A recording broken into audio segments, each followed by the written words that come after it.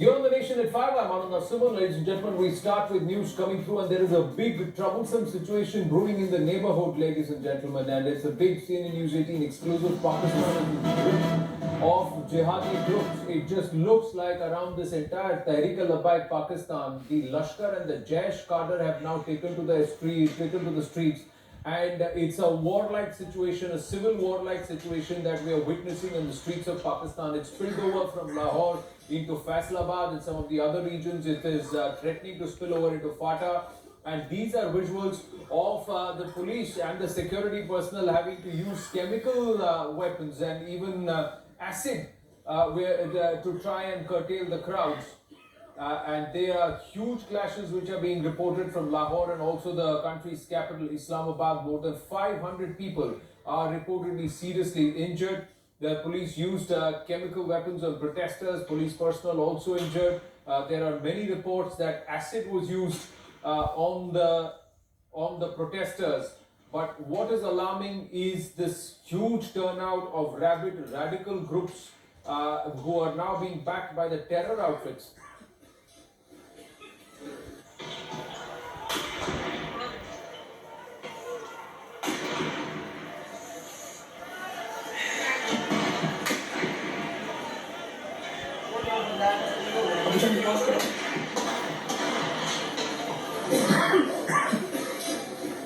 Well, lakhs of the Lashkar and Jaish cadre are also now up against the army chief and Imran Khan.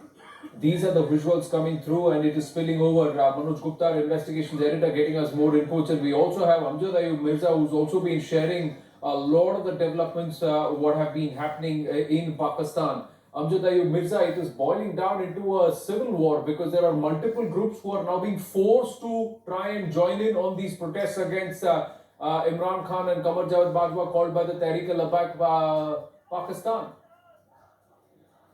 Yes, you are quite right there, because it's not only the banned outfits like Lashkar-e-Taiba, Jaish-e-Mohammed and Hizbul Mujahideen or the Taliban who have now extended their support.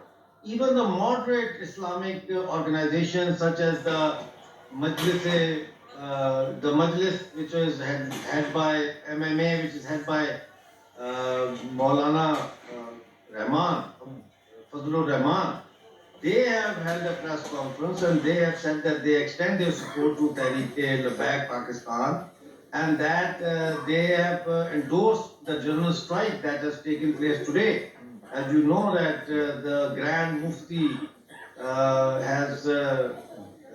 he gave a call for a general strike, and we can see that the whole of Pakistan has been shut down just like that. So you can see that the writ of the state is just gone. Simply, it has withered away. And Sheikh Rashid, who is the Home Minister, despite previously saying that we are not going to negotiate and they have to surrender, today he had to issue a video statement that there are negotiations underway, and the Tehreek-e-Labbaik Pakistan, which had captured 11 rangers and put them in the mosque as a hostage, have been released, and the Pakistan police has withdrawn. Right. But the situation remains very tense, and we have to see how it develops, because tomorrow, allegedly, they have said that they are going to go to Islamabad for dharna. So we don't know really what is going to happen in the next coming few days. The demands have been quite radical, and these are all very radical groups which are driven by a very Islamist agenda. And now we're getting more visuals and more inputs coming through of the TLP chief Saad Rizvi being actually beaten up by Pak police in custody. We're getting these visuals. We just put these out. Accessing visuals of torture, which is going to further stir the pot. Saad Rizvi being beaten up by the Pak police. And this is what is being shown. He's a rabid leader. He is, what his demands are very radical, but and a lot hate driven. But the kind of treatment that it's going to only further stir the pot. Amjad Ayub Mirza. These are visuals of him being beaten up, and now we're getting to see more visuals of Pak army personnel now rising up against Bajwa and backing these radical outfits. Exactly, Anand. You see, there have been several videos that have gone viral that are filmed by the Pakistan army soldiers who are addressing the army chief, General Bajwa, in a threatening way that stop this atrocities against the Tehreek-e-Labbaik Pakistan, or else, we will have to take necessary steps. Now, what those necessary steps are, that means that the army is first of all going to refuse to use violence against these Islamists, and secondly, they might even go one step ahead and join them. The police, we have seen, are treating those who have been arrested by the Tehreek-e-Labbaik Pakistan, people who have been arrested by the police, they are treating them like special guests, despite the fact that some of them are being beaten. But the general perception is that the police and the soldiers are very sympathetic towards the Tehreek-e-Labbaik Pakistan, which raises the question that how viable Pakistan is today as a legitimate state. Now, but the issue is it now going to boil down into a civil war-like situation on ground? What is the actual situation? Because you have ministers in the Pak cabinet who are now turning around and questioning the electoral process and the election of Imran Khan itself. There are Pak army personnel who are revolting against Bajwa. You have radical outfits who are now being also backed by the moderate ones in terms of the protests that we are witnessing. These scenes are quite dangerous that we are witnessing in Lahore and Islamabad, and they are saying that it will also spill over into the FATA regions. Well, who knows, it might already have spilled into the FATA region. The problem is that we do not have access to what they call it, media access, or internets are down, so it's very difficult to assess the situation in FATA at the moment. But having said that, you see, there are some federal ministers in Imran Khan's cabinet who have already threatened Imran Khan that if he does not lift the ban on Tehreek-e-Labbaik Pakistan, they might quit as ministers. Secondly, today the parliament was in session to discuss the situation, and there was so much heated debate and so much of religious, jingoism going on in the parliament that the speaker suddenly, just like that, suddenly said, I'm adjourning the session till Thursday, which means for 2 days there's going to be no parliament session to debate the situation of national security and stuff like that. What is happening is Pakistan, you see, is now trying to balance its false and fake narrative between being a jihadist, like radical Islam, two-nation theory concept Pakistan, and a moderate Islamic Pakistan. On one side, the gluten of FATF hangs on their neck. Next month, they might go into the blacklist now. On the second hand, it's a dying state. You see, Anand, Imran Khan is such a liar. He claims that he has already returned 38,000 billion rupees of foreign debt. Now the total foreign debt is 35,000 billion. How can you return 38 billion? And if you have returned 38 billion, where is the national income going? Secondly, Pakistan economy has gone down. There's political chaos on the democratic front, as well as like PDM and Nawaz Sharif and all those parties are against the government. But now this is the final, the defining moment in anti-establishment and anti-Imran Khan campaign, where these Islamists have now, come out of the bottle. The genie has come out of the bottle, and you can't put them back in. There is going to be civil war. Either it can be in the near future or in the distant future. But I've always said that Pakistan has to go through civil war in order to establish the political and ideological hegemony of either the proper democrat or these fundamentalists. And that is where Pakistan is heading towards. Well, my other question is that, and it's concerning, is the world sitting up and taking note that this entire round of protests and this unrest is around the ouster of the French ambassador, which is something which is going to cause a huge diplomatic issue. Pakistan trying to emerge out of the FAT of grey list, trying to show, is only reflecting that if people are coming out in such large numbers and they're all Lashkar and Jaish backed and these are all jihadi outfits and their own cadre who are coming out to the streets, how radicalized is Pakistan right now? Well, I'll give you an example. Imran Khan today issued a statement and he said that the reason to ban Tehreek-e-Labbaik Pakistan was because they used unconstitutional violence, right? But he, in the same vein, he says it is not because of the religious agenda of TLP. So he himself, you know, Ada Titar, Ada Bater, he doesn't know where to stand. Pakistan, you see, is a failed state.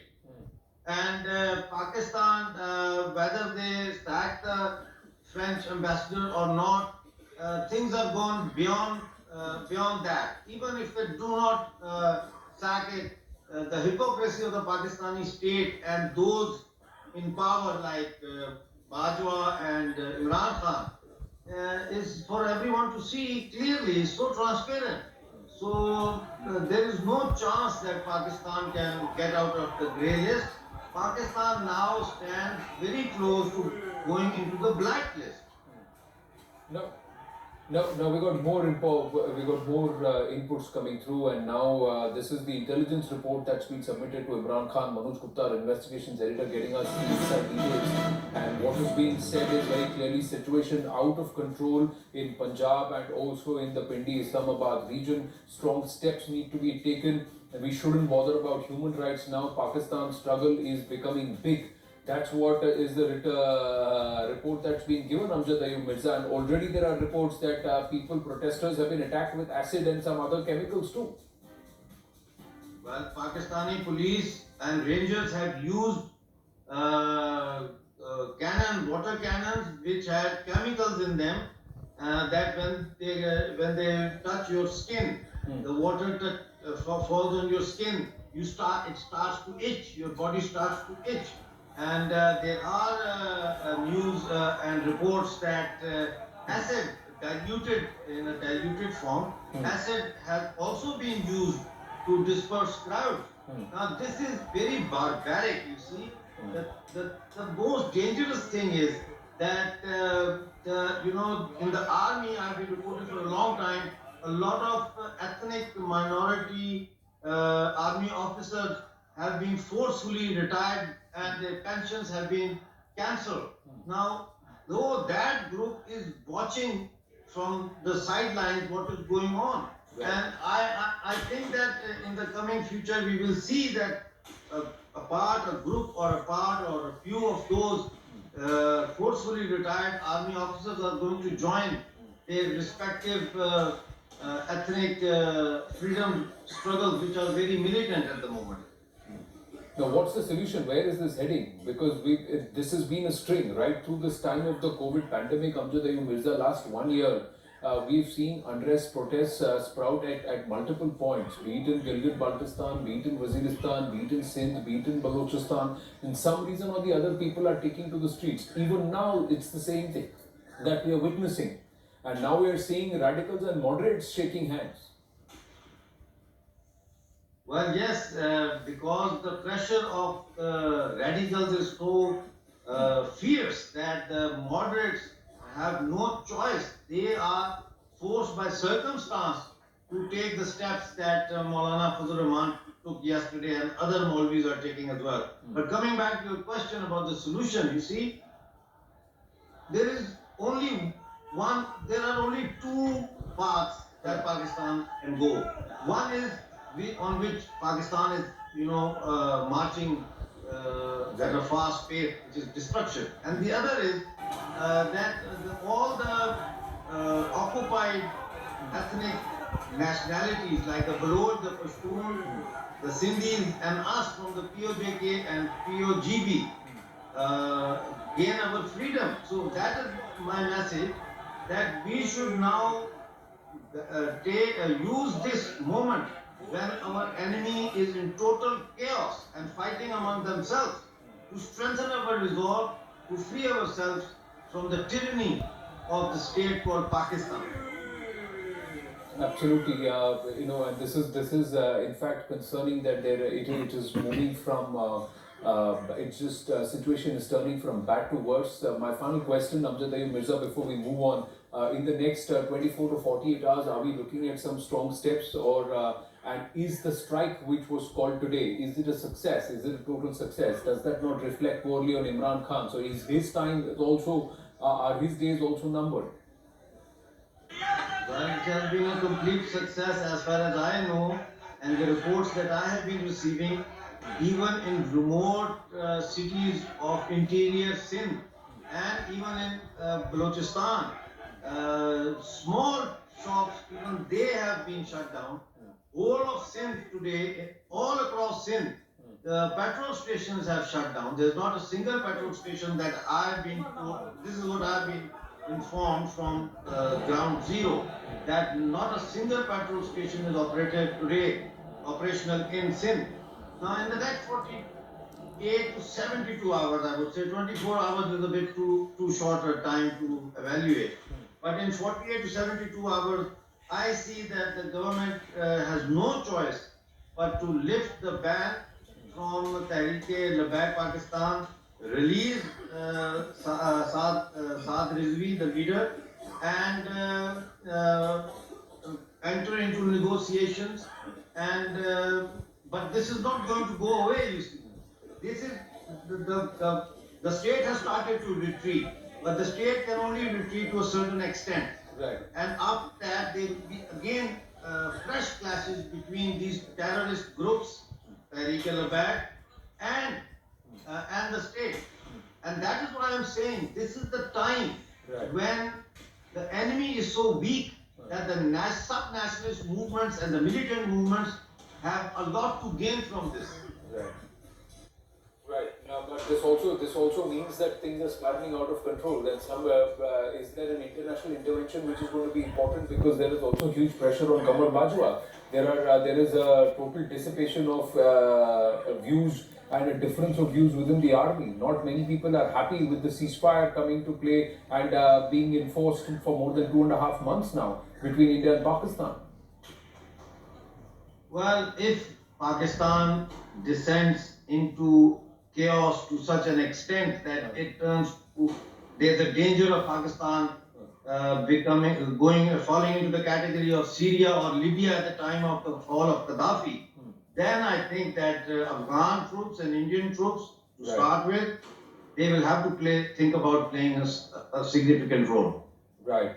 Amjad Ayub Mirza, thank you for your inputs. Thank you for speaking to us here at CNN News 18. Clearly, these visuals coming through are only going to further add fuel to the fire as far as